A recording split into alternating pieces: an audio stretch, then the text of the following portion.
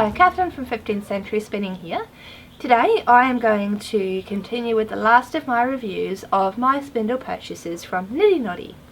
This, and if I pronounce this wrong, feel free to let me know in the comments, but this is a Dealgan, which is a Scottish spindle. From the research I've done, it was around as early as the 17th century, and it was used as a plying spindle. I don't know if it was used for spinning singles. It could have been.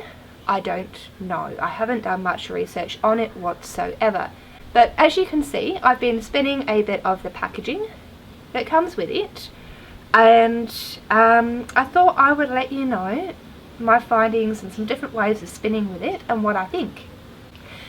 Most people I've seen using this use it as a drop spindle for long suspension style spinning, or what I was previously calling the American drop spindle style. To do that, make sure the thread is at the bottom of the cop,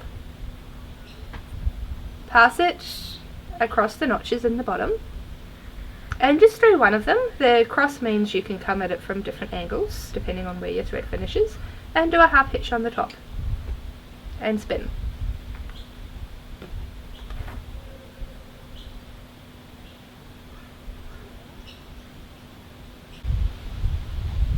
Now, anyone that knows me or anything about my spinning knows I am not good at drop spindle spinning. I do it very rarely. I don't have much cause for drop spindle spinning. My spinning I either do is medieval spinning at events, or not at events, but most of the modern spinning I do is on my lovely electric spinning wheel. So I'm not the best. I quite like it. One thing I have to say is that, like medieval spindles, it doesn't have a long spin time. Now what I do is I just wind my thread like that, and then I come back and spin it, and this is like a little temporary cop up the top, and when I've got enough, that's when I actually wind it into the ball. It's something I've seen done with support spindles, and I've never really understood why it was done until I get the spindle and I find the ball. There's a special way to wind it, and I find it is a bit tedious to do every single time. But as you notice, it stops spinning quite quickly. I have to keep going back and spinning it. It's a bit awkward to use in a dress. I've not used it in a dress before. Well, I have, but modern dresses, when I've been sitting on a modern couch. Maybe if I come up a bit like this and sit forward, that's less awkward, being able to sit forward like that.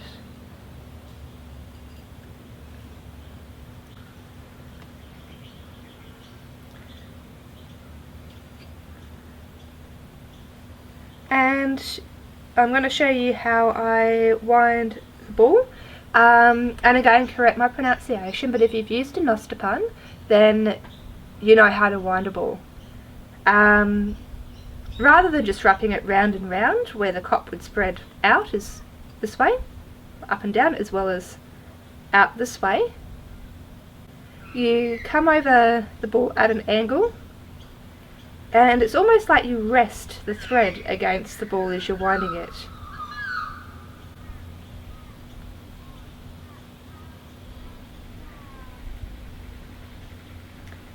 This isn't a tutorial on how to wind a ball. I'm sure you can find one on YouTube. I might have a quick look, and if I find one, I'll pop one in the comments.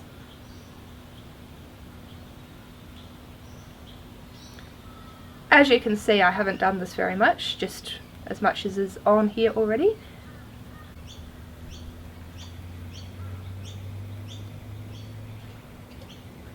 And back to the top and pop on a half hitch.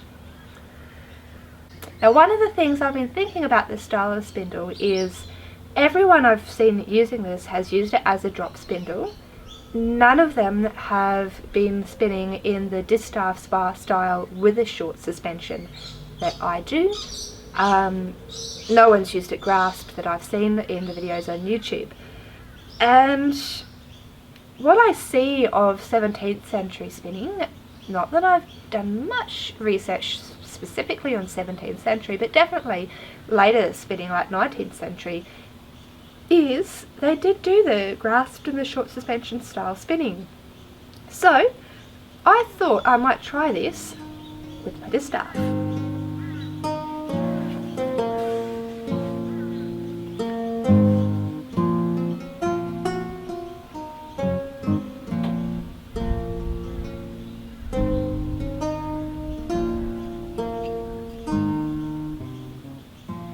So now I have my Dealgan with my distaff. One thing I noticed is grasped spinning doesn't really work. The top is too fat.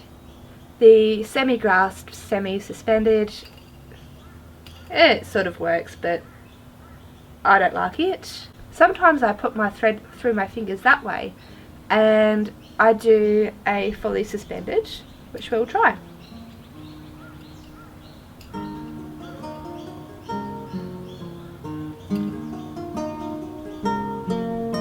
Okay, that works better.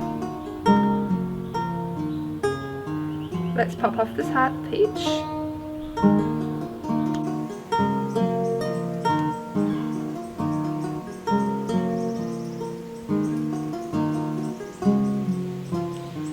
Now I may be biased because I'm not very good at drop spindle spinning because I haven't done a lot of it, but to me, even with my really badly dressed distaff, I just grabbed some of the packaging and just shoved it up. I didn't really dress it properly.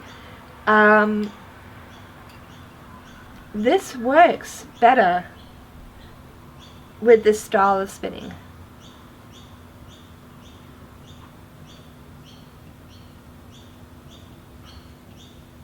And it makes sense. I mean, historically they had distaffs. Why wouldn't they have utilised one for this style of spindle if they were using it to spin singles, which we don't know if they did or didn't. As to the spindle itself, it is a beautiful spindle. It's beautifully balanced, it's beautifully made. I like it. I don't mind using it as a drop spindle. It's something a little bit different for me.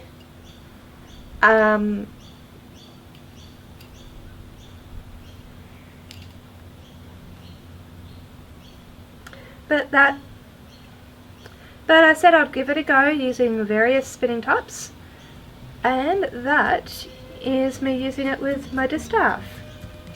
I'm going to wind off this temporary cop.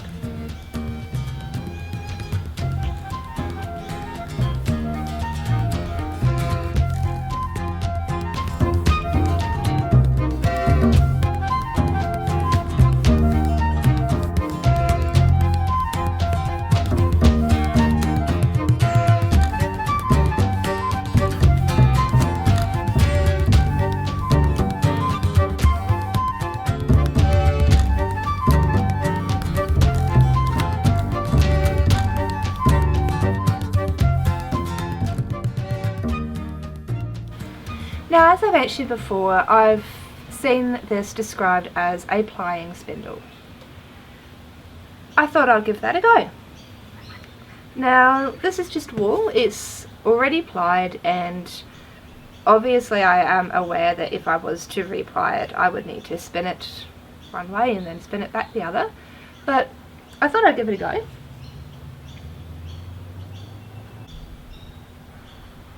And I'm just trying this above the ball I already spun because, to be honest, I'm not really quite ready to take that off yet.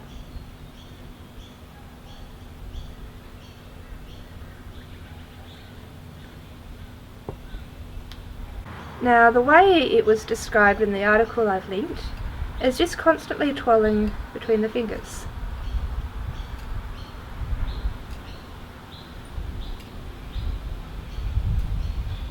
Just like that. And she was saying she holds one hand up high and the other low, which makes sense that she'd be holding this hand low because it does have that quite short suspension. And holding this hand low means that the fingers are just there to resuspend. And you don't need a distaff because you're not spinning, you're just plying.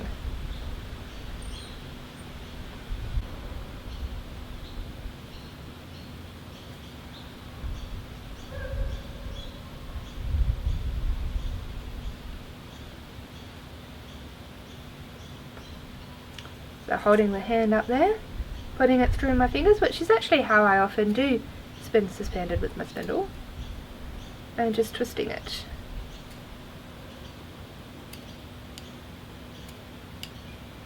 And I think the reason the spindle isn't spinning quite so fast as it was before is I'm using really thick wool.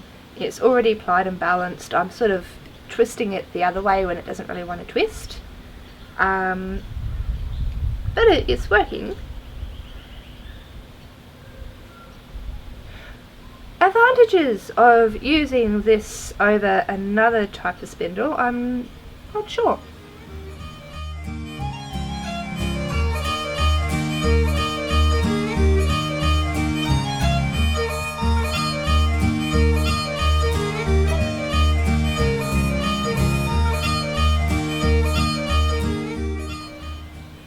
So as a plying spindle it works. It's not the big long suspension that a lot of spinners would be more familiar with. One thing I will say is that I'm not winding this very well, but it makes a ball when you wind up the spindle. It makes a ball that you could use as a centre pull ball or an outside pull ball. And modernly, when we ply, we then take the wool or whatever we've plied onto a niddy noddy, we wind it off for a skein winder, we set the twist, and then we would wind it up into a ball and use it.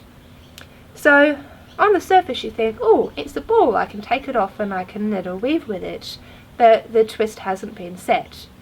My question is, I don't know if they would have always set the twist in the past. We don't have that much evidence or discussion on home spinning. It was something that people did.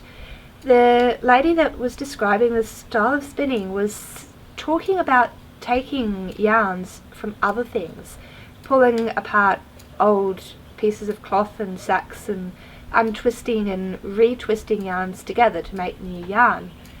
I don't know what the use of the end product was, and she didn't mention if they set the wool. My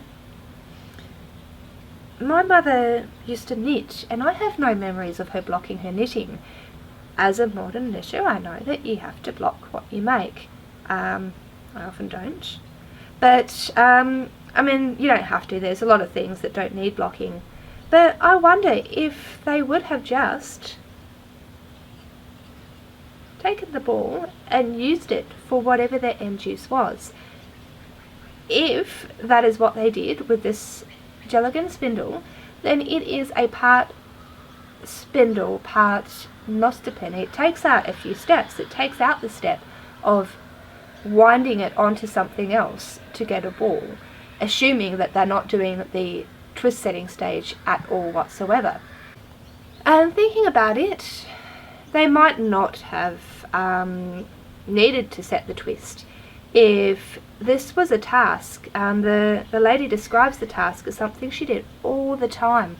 She was constantly twisting threads together to make new yarn. If she was used to it, if she used that sort of yarn for the same sorts of things, she might not have done that setting twist. We're told to set your yarn so you know what it's going to do.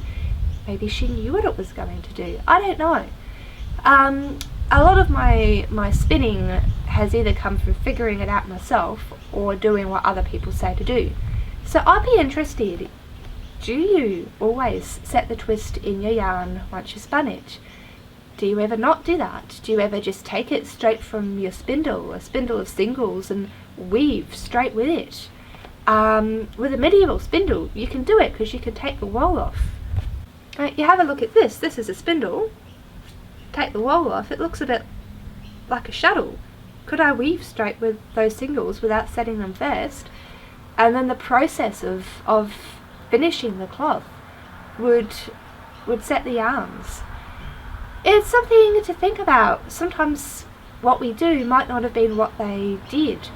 So our own ways of doing things might mean that how they did things don't make sense.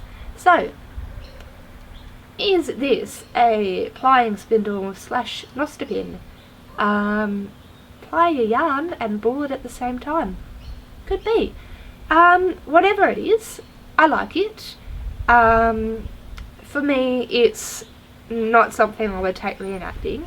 So how it was used is purely just a scholarly interest to me. I can use it however I want to use it. So far, I'm actually quite enjoying drop spinning with it, even though I'm not used to it, even though it's probably not the best spindle for drop spindling. But it's something a bit different, and it is teaching me how to drop spindle, which is something I don't really do that well. So if you've used one of these Dealgans and have something to say about it, if you don't set your yarn, if I can't pronounce a single thing and you just want to tell me, comments are below. I would love to hear from you. Thanks again for watching.